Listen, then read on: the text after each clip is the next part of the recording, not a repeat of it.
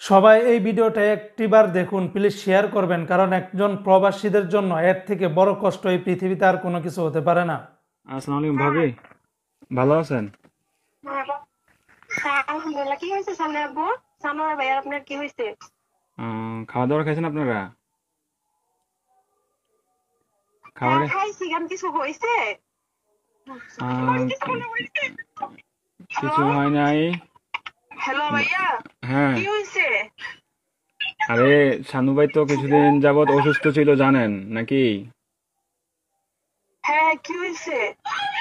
শানু ভাই আহ, অনেকদিন যাবত অসুস্থ ছিল, ট্রিটমেন্ট নিছে। ওনার লো প্রেশার ছিল, অনেক ধরনের অনেক সমস্যা ছিল। তো কালকে রাতে কি উনি হয়েছে এটা বলেন। ডিউটি থেকে আসার পরে ঘুমিয়েছিল আর কি, বুঝছেন? তো ঘুমিয়ে থাকার হ্যাঁ। পর তো আজকে সকালে আর উনি আর ঘুম থেকে ওঠে নাই, বুঝছেন নি? উনি হ্যাঁ। আল্লাহর ডাকে সাড়া দিয়ে ওই পারে চলে গেছে, বুঝছেন নি? উনি আর বেঁচে নাই, বুঝছেন?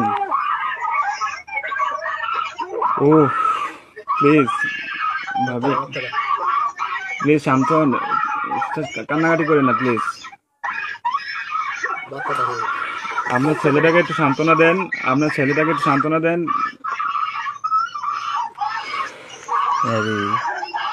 প্লিজ প্লিজ কান্না করেন না, সান্ত্বনা দেন। আপনার ছেলেটার একটু দেখতে বলেন। আপনাদের যদি লোকটুক থাকে তাহলে যোগাযোগ করেন।